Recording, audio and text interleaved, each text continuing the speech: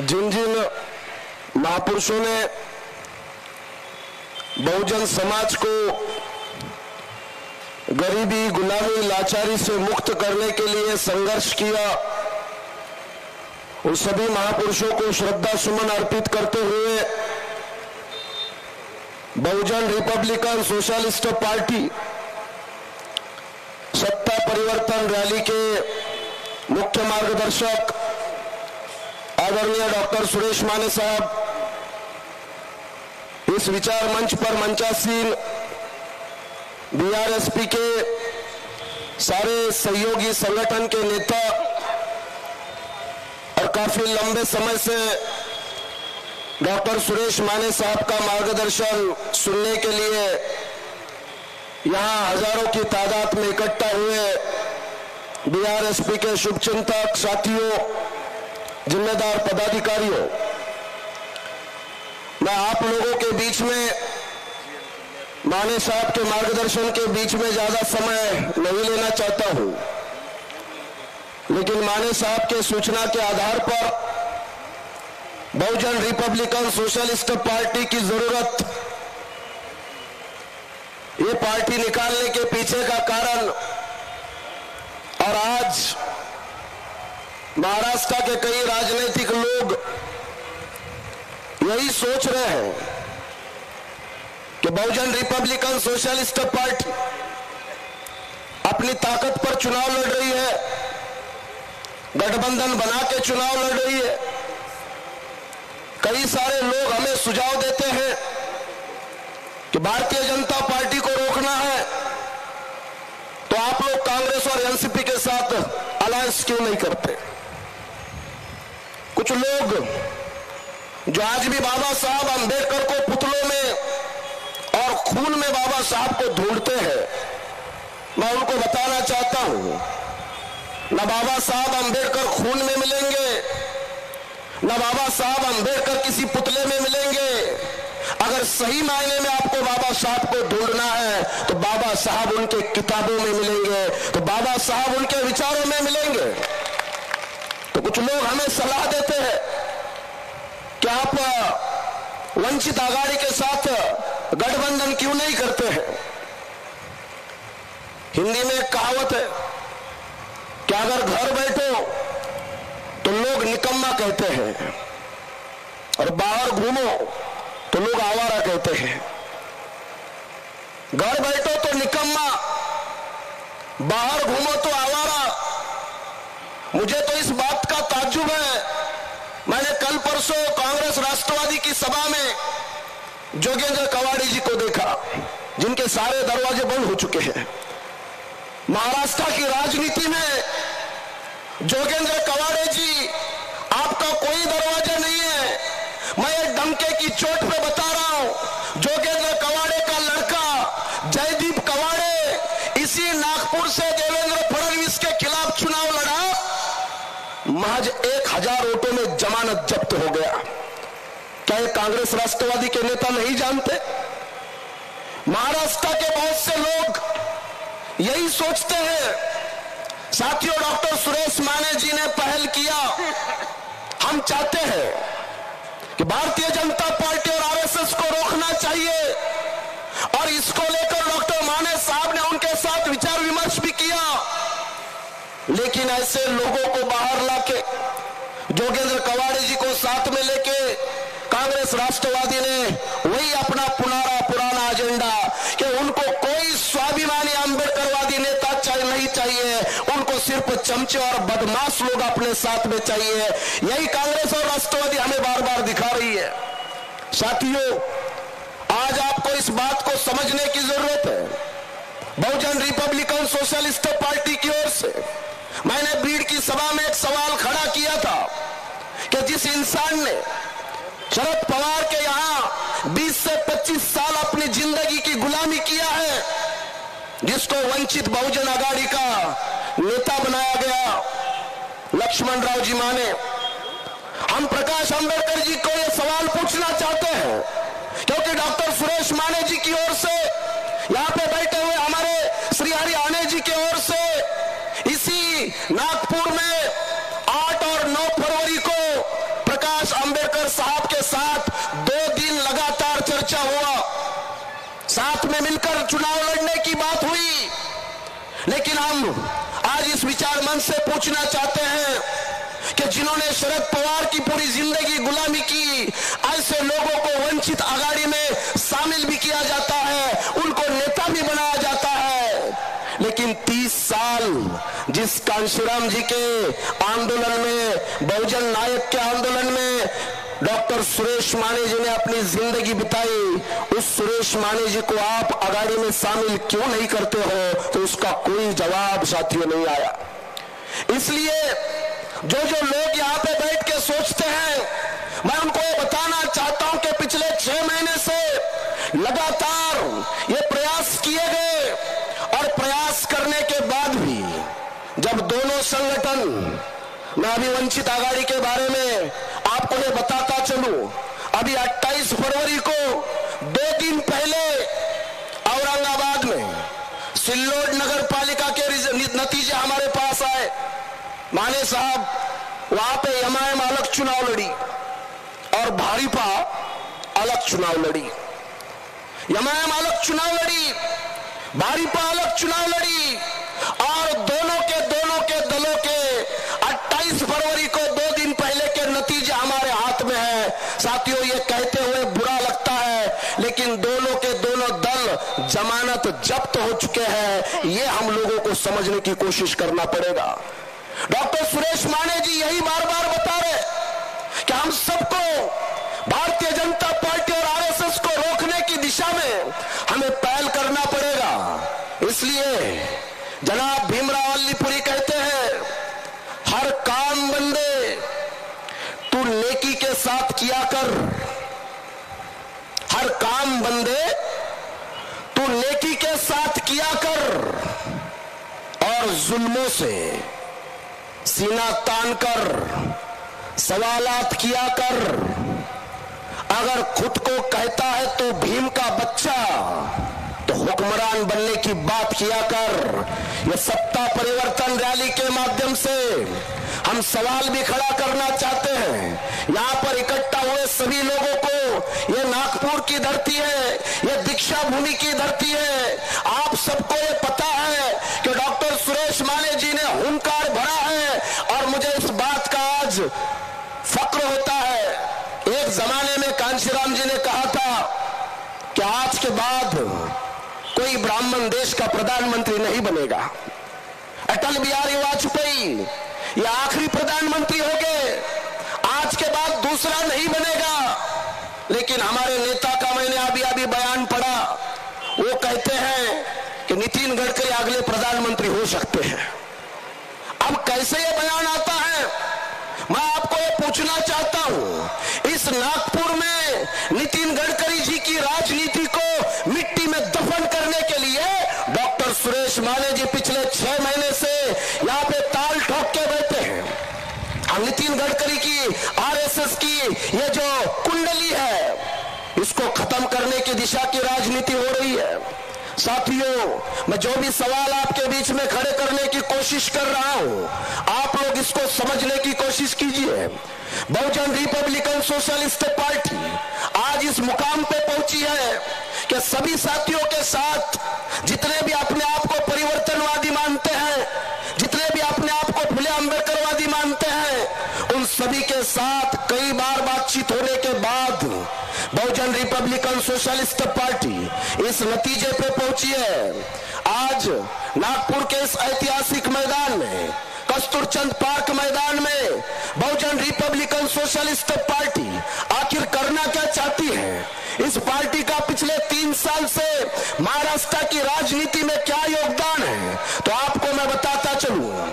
आप सब लोग शायद इस बात को सब लोग नहीं जानते हैं कि बाबा साहब अंबेडकर ने कोकण में एक किसानों का सम्मेलन लिया। बाबा साहब अंबेडकर किसानों के सम्मेलन में पहुंचे, और कोकण के हजारों कुणबी समाज के, आगरी समाज के, कोली समाज के, हर समाज के इंसान ने बाबा साहब अंबेडकर को अपना नेता माना, और कोकण कोंकण के अंदर बाबा साहब अंबेडकर ने किसानों का आंदोलन चलाया, खोटी को बाबा साहब अंबेडकर ने खत्म किया। उसका नतीजा यह था कि बाबा साहब अंबेडकर की पार्टी स्वतंत्र मजदूर पार्टी, उस पार्टी के कोंकण से भी विधायक जितवाने का काम बाबा साहब अंबेडकर ने उस जमाने में किया। बाबा साहब अंबेडकर उस जमाने में किसानों की बात करते थे और बाबा साहब अंबेडकर के नेतृत्व में किसानों का मोर्चा निकाला गया और उसी आधार पे पिछले 3 सालों से महाराष्ट्र के कोने कोने में किसानों के हक की लड़ाई अगर कोई लड़ रहा है तो Bahujan republican socialist party doctor Suresh Mane साहब। कई लोग हमें पूछते हैं कि माने साहब एट्रोसिटी पे मोर्चा नहीं निकालते, माने साहब एट्रोसिटी का विरोध करते हैं, कोर्टों के माध्यम से वो लड़ाई भी लड़ते हैं, लेकिन माने साहब बाबा साहब अंबेडकर के आंदोलन को भली भांति जानते हैं। डॉक्टर सुरेश माने साहब कांशीराम जी के आंदोलन को भली भांति जानते हैं। इसलिए साथियों, जहां जहां तक मेरी आवाज पहुंच रही है, मैं उन सभी लोगों को ये बताना चाहता हूं कि बहुजन रिपब्लिकन सोशलिस्ट पार्टी महाराष्ट्र में काम करते समय सभी समाज को साथ में लेकर, खास करके हमारे यहाँ पे दशरथ मडावी जी बैठे हैं, महाराष्ट्र में जितने भी हमारे आदिवासी भाई है, तो आदिवासियों के नाम पर जिन्होंने बोगस सर्टिफिकेट निकाल के लाखों आदिवासियों की जिंदगियां बर्बाद करने का काम किया, उन सभी बदमाशों को कोर्ट में खींचने का काम करने वाले नेता डॉक्टर सुरेश माने साहब है। ये महाराष्ट्र का हमारा आदिवासी साथी जानता है। आदिवासियों का आंदोलन, चाहे वो जुन्नर का भिल्ल समाज का आंदोलन हो या गढ़चिरौली में पैसा एक्ट का परिषद हो, महाराष्ट्र के कोने कोने में जो हमारा मूल आदिवासी है उसको न्याय दिलाने के लिए बहुजन रिपब्लिकन सोशलिस्ट पार्टी महाराष्ट्र में काम कर रही है। साथियों, मैं मेरी बात को लंबा नहीं खींचना चाहता, लेकिन मैं ये सवाल आपके बीच में खड़ा करता हूं। आप शायद सब लोग जानते हैं कि जैसे सिद्धनाथ भीमा कोरेगांव के लड़ाई के समय पेशवाओं के पास गया था और सिद्धनाथ ने पेशवाओं को कहा था कि मैं अंग्रेजों के साथ लड़ना नहीं चाहता हूं, मैं पेशवाओं के ही साथ लड़ना चाहता हूं। लेकिन पेशवाओं को उन्होंने पूछा कि अगर मैं पेशवाओं के साथ लड़ता हूं, अगर मैं अंग्रेजों को हराता हूं, तो क्या आप मेरे समाज को गुलामी से आजाद करोगे? तो अंग्रेजों ने, पेशवाओं ने जवाब दिया था कि सिद्धनाथ, तू और तेरे अछूतों के सारे सैनिक हमारे बाजू से लड़े या ना लड़े, पेशवाओं के राज में आपके समाज को हम रत्ती भर की भी कीमत नहीं देंगे। जब पेशवाओं ने जवाब दिया तब जाकर सिद्धनाथ ने फैसला लिया कि हमारे गले में मटका लटकाने वाले, हमारे पीठ पीछे झाड़ू लगाने वाले बहुजन समाज को इस महाराष्ट्र की जमीन पर हमें थूकने की भी मनाही करने वाले इस पेशवाई को खत्म करने के लिए वो अंग्रेजों के साथ मिले और पेशवाई को भीमा कोरेगांव में साथियों उन्होंने समाप्त किया, खत्म किया। यही बात हम लोगों के सामने है। हमने भी पेशकश किया, हमने कांग्रेस वालों को, ये वंचित आघाड़ी के साथियों को, सबके साथ साथियों बात हुआ, लेकिन बात होने के बाद भी ये सब लोग आज भी अपने अपने कुछ उसूलों पे अड़े हुए हैं। इसलिए मैं इस सत्ता परिवर्तन के मौके पर जोहर कानपुरी नाम का एक शायर कहता है कि समाज को तबाही से बचाने के लिए, ये सब लोग इस बात को गंभीरता से लें, समाज को तबाही से बचाने के लिए हम सर बदल देते हैं, सरदार बदल देते हैं। समाज को तबाही से बचाने के लिए हम सर बदल देते हैं, सरदार बदल देते हैं। मशवरा यह है कि हमसे ना उलझिए, मशवरा यह है कि हमसे ना उलझिए। हम वो पागल हैं जो सरकार बदल देते हैं, और महाराष्ट्र की सरकार को बदलने के लिए ये हुंकार रैली, सत्ता परिवर्तन रैली डॉक्टर सुरेश माने साहब के नेतृत्व में आज यहाँ हो रही है। मैं बात को लंबा ना खींचते हुए, बहुजन रिपब्लिकन सोशलिस्ट पार्टी के ऊपर एक बहुत बड़ी जिम्मेदारी है। इस महाराष्ट्र का और देश का आरएसएस, बजरंग दल, भाजपा जैसी ताकतें ये बार बार यही चाहती है कि जो दलित है, आदिवासी है, ये सिर्फ एट्रोसिटी की बात करे। ये वही चाहते हैं जैसे बाबा साहब अंबेडकर को इन्होंने सिर्फ दलितों का नेता बनाने का षड्यंत्र रचा, ठीक उसी प्रकार ये आरएसएस और भाजपा जैसी ताकतें यही चाहती है कि सिर्फ आरक्षण पे बयानबाजी करे, सिर्फ एट्रोसिटी पे भाषणबाजी करे। लेकिन साथियों, हम तालियों के साथ माने साहब का इस्तेकबाल करना जरूरी है कि सबसे पहले जो हमारे महाराष्ट्र के अंबेडकरवादियों पे जो धब्बा लगा हुआ है कि महाराष्ट्र का मातंगी, महाराष्ट्र का चर्मकार हो, महाराष्ट्र का आदिवासी हो, महाराष्ट्र का पिछड़ा हो, मुसलमान हो, भटका हो, किसी को भी ये नहीं लगता कि फुले शाह अंबेडकर का आंदोलन मेरा आंदोलन है। क्यों नहीं लगता? क्योंकि पिछले 60 सालों से हम लोगों ने उनके हक अधिकार की लड़ाई लड़ने की बजाय हम लड़ाई लड़ते रहे कि चौक में नीला झंडा होना चाहिए, गांव का चौक का नाम बाबा साहब के नाम पे होना चाहिए। हम नाम का लड़ाई लड़ते रहे, नीले पीले भगवे झंडे की लड़ाई लड़ते रहे। ये वही चाहते हैं। लेकिन डॉक्टर सुरेश माने साहब महाराष्ट्र के राजनीति में ऐसे पहले नेता है जिन्होंने रिजर्व बैंक ऑफ इंडिया के खिलाफ आंदोलन खड़ा किया और 15 लाख का वादा पूरा करो वरना कुर्सी खाली करो।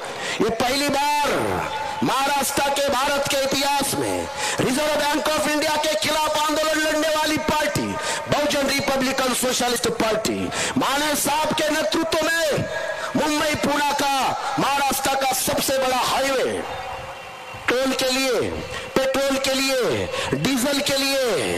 मैं तो कई लोगों को पूछता हूं जो अभी पिछली बार उत्तर प्रदेश के मुख्यमंत्री ने कहा कि भगवान हनुमान दलित थे। पता नहीं कहां से उनको ज्ञान मिला, लेकिन उन्होंने कहा तो दूसरे एक बंदे ने कहा कि वो दलित नहीं थे, वो मुसलमान थे। तो कैसे मुसलमान थे?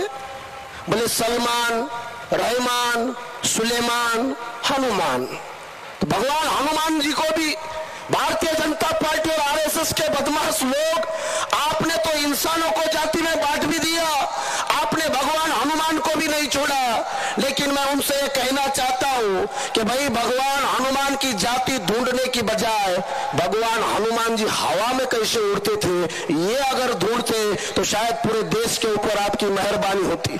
क्योंकि पेट्रोल इतना महंगा हो चुका है, डीजल इतना महंगा हो चुका है, आपको जानकर हैरानी होगी कि पेट्रोल और डीजलों के भाव, ये टोल टैक्स, ये गैस, ये महंगाई जो भारतीय जनता पार्टी कहा करती थी कि बहुत हो गई महंगाई की मार, अब की बार मोदी सरकार महंगाई के खिलाफ 5 अक्टूबर 2018 को मुंबई पुणे हाईवे बंद करने वाले और साथ ही साथ महाराष्ट्र के 8 बड़े बड़े हाईवे को बंद करने वाले नेता डॉक्टर सुरेश माने साहब है। और ये बताने की हम कोशिश कर रहे हैं आपके पास क्या है पेट्रोल पॉलिसी। बहुत से लोग बोलते पेट्रोल 90 रुपए लीटर हो गया। अरे भैया ठीक है, आप अपना दावा करो, वादा करो कि अगर भारतीय जनता पार्टी 90 रुपए से पेट्रोल बेचती है तो आप ये बताएं कि आप कितने रुपए लीटर से बेचोगे। डॉक्टर माने साहब ने सवाल खड़ा किया भारतीय जनता पार्टी के सामने, जो नरेंद्र मोदी जी ने 1 टैक्स 1 नेशन की बात किया था। आपको मैं पूछना चाहता हूं, डॉक्टर सुरेश माने जी ने महाराष्ट्र में आंदोलन चलाया और बीजेपी को पहली बार चैलेंज किया कि 1 टैक्स 1 नेशन में ये पेट्रोल और डीजल क्यों नहीं आता है। 1 टैक्स 1 नेशन में पेट्रोल डीजल क्यों नहीं आता है। साथियों, आपको सुनकर हैरानी होगी, 2014 में पेट्रोल के ऊपर केंद्र सरकार का एक्साइज ड्यूटी हुआ करता था, वो सिर्फ 9 रुपया हुआ करता था। और आज भारतीय जनता पार्टी ने एक्साइज ड्यूटी 22 रुपया किया है। डीजल के ऊपर सिर्फ 3 रुपए का एक्साइज ड्यूटी हुआ करता था, भारतीय जनता पार्टी ने 16 रुपए एक्साइज ड्यूटी किया है। डॉक्टर सुरेश माने जी बहुजन रिपब्लिकन सोशलिस्ट पार्टी ये दावे के साथ बताना चाहती है, क्योंकि भारतीय जनता पार्टी आपको गाय के चक्कर में लटकाना चाहती है।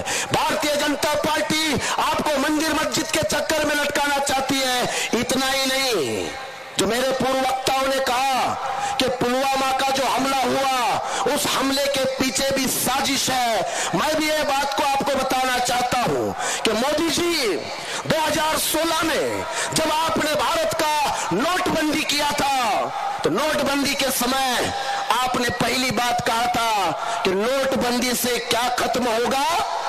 आतंकवाद खत्म होगा। क्या आतंकवाद खत्म हुआ?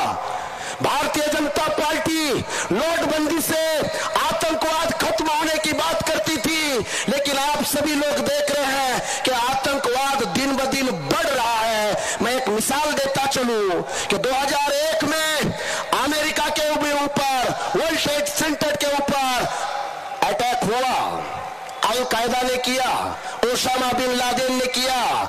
जितने भी साथी देख रहे हैं, जितने भी साथी सुन रहे हैं, इस बात को आप लोग नोट करके रखिए कि 2001 के बाद आज तक अमेरिका के ऊपर एक भी आतंकवादी हमला नहीं हुआ, और अमेरिका ने इस आतंकवादियों को घर में घुसकर इस आतंकवाद को जड़ से खत्म करने का काम किया, जो भारत देश ने आज तक नहीं किया।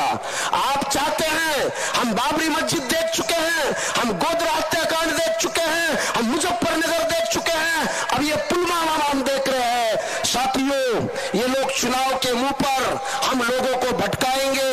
आप लोग भटकने से सावधान रहना।